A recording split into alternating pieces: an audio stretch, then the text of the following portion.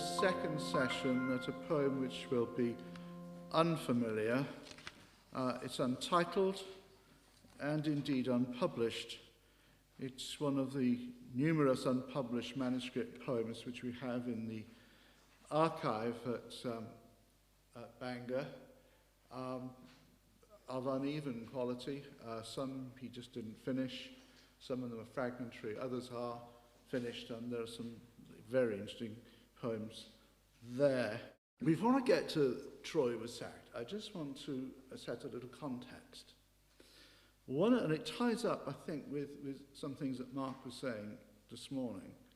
And one of the recurring themes in R.S.'s later poetry, in the 80s and afterwards, is after he's retired, is a sense of loneliness, and relatedly, a sense of being lost, being disorientated. I mean, it exists earlier, but that's when I see it, becoming much more significant. Not just a social loneliness, but an existential loneliness. In 1981, for instance, he published a poem called The New Noah in a booklet put together by a small community arts group in Leamington. For whatever reason, R.S. never included it in any of his subsequent collections. There is a poem called The New Mariner, which is not the same one. And it didn't reappear in print until we published it in Uncollected Poems.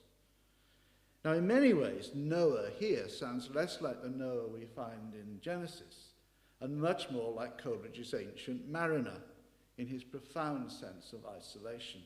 You remember the mariner. Alone, alone, all alone, alone on a wide, wide sea. Here's R.S.'s New Noah. Day by day, loneliness, emptiness, with nothing but the whales rolling. A bird came winging over the waste waters, settled on the aft hatch. He put out a dry hand, but the bird clawed him. Noah's desolation in a seemingly hostile world seems to me to be deeply imagined by the poet. It's a state of mind, a state of spirit, I'd want to suggest, with which he seems familiar.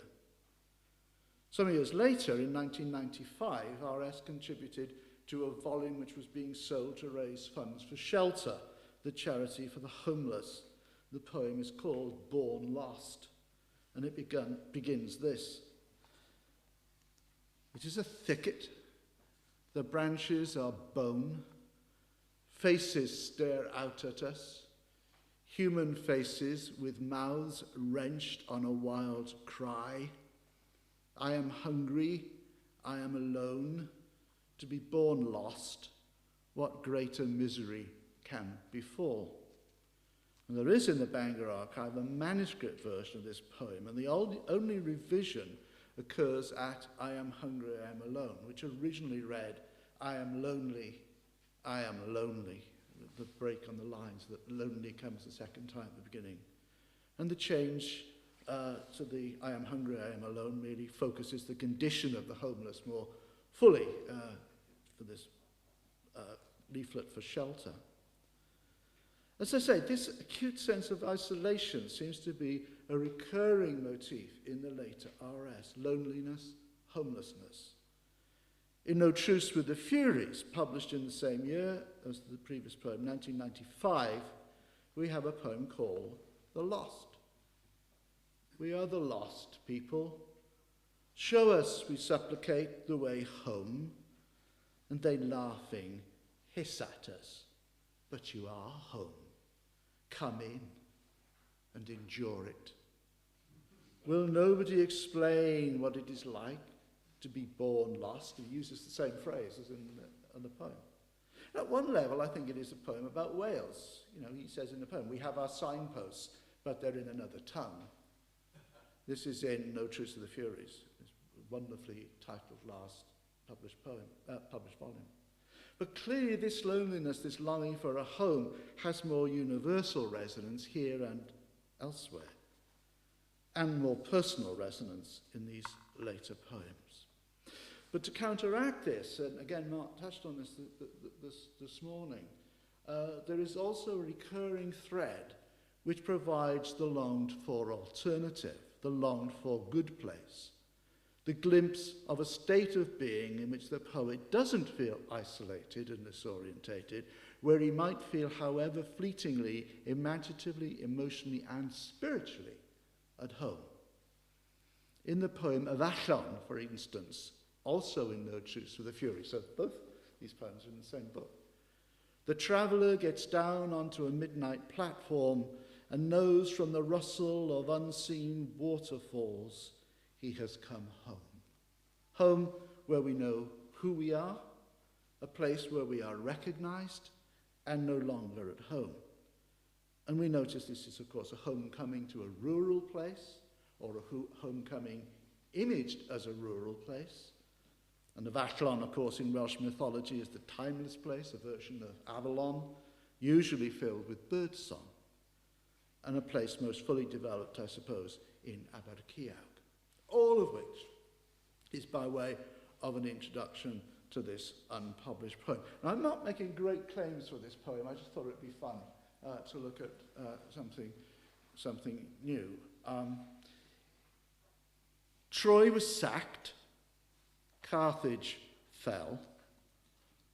Where did the peace of these Montgomeryshire byways come from? The poet saw standing between the myrtles Christ risen. I see in the hawthorn blossom his cast-off burial garments, and hear blackbird music blown in the face of the June sun. If you would partake of the life he won for us, discard your motor, turn over a green leaf, enter among dwellings too few for a village, too negligible for a name, follow in a direction whose terminus is nowhere. Now the square brackets, the first one, I'm pretty certain it's leaf. He's made an alteration, but I read it as leaf. And there isn't a full stop at the end. I don't know what the status of this manuscript is. Was he going to come back to it? Had he finished it? It feels finished. I mean, it feels ended to me. He draws a line through it in the manuscript. Is it abandoned? Did he do another version? If he did, we haven't found it yet. But it's, in a way, familiar territory, but I just thought it sort of fitted somehow.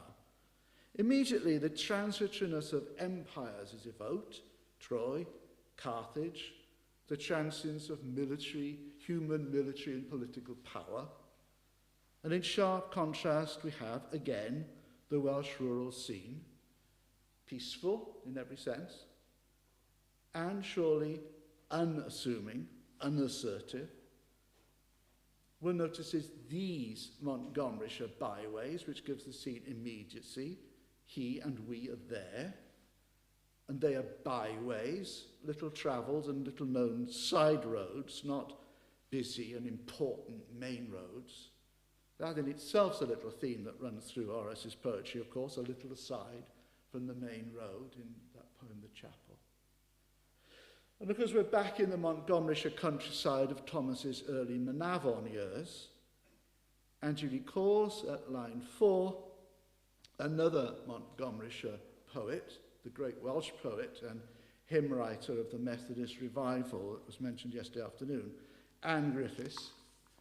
And in one of her most famous hymns, she sees the figure of Christ waiting for her under the myrtles, which is what he's referring to here, wel en sefyll rhwng y myrtwydd. The speaker in R.S. Thomas's poem doesn't, I think, claim actually to see Christ, as Anne did, but he is reminded of Christ's resurrection, his cast-off burial garments in the tomb, by the hawthorn blossom. I think there's a subtle difference to the feeling of the poem there. Though we notice that, as I say, there's no mystical moment as such. There remain blossoms. And then at line 9 again, there's the lovely synesthesia of the blackbird music blown in the face of the June sun. Rather like that circling darkness this morning, that synesthesia. It's there, he feels it. It feels that song. Only then does the poet address the reader directly. If you would partake of the life he won for us. Partake is an interesting and rather dated word for him to use, and I think, again, it's quite deliberate. Partake, to share in, to become part of. And then in 13, we are really into late RS. Discard your motor. Not just get out of your car. It means that, I think. But more fundamentally and more radically, perhaps, discard your car. Get rid of it and the way of life it represents. Turn over a new leaf. Or as RS says, turn over a green leaf, with all of the resonance that adjective has, natural, innocent, fresh. And enter, his word, this community. Partake of it, perhaps. It's a place, it seems, where one can, like Anne, be spiritually at home. As the ending suggests, this is a place that's not an end in itself, a terminus, but a place, a way of life, which that gives access to another non-finite reality. It's a means to that end, not an end in itself. In some ways, I see this poem as interesting, but perhaps ultimately a sketch of probably greater poems. I don't know, but we'll all have our different views of it. But it's interesting. And Anne Griffiths, whose maiden name, of course, was Thomas, was one of R.S. Thomas's spiritual heroes. He alludes to her a couple of times in his poetry, most notably in his Fugue for Anne Griffiths, the long poem which concludes Welsh Airs. She lived, R.S. tells us, rather longingly, I always feel. She lives in a 19th century calm, that is, a countryside not fenced in by cables and pylons, but open to thought to blow in from as near as may be to the truth.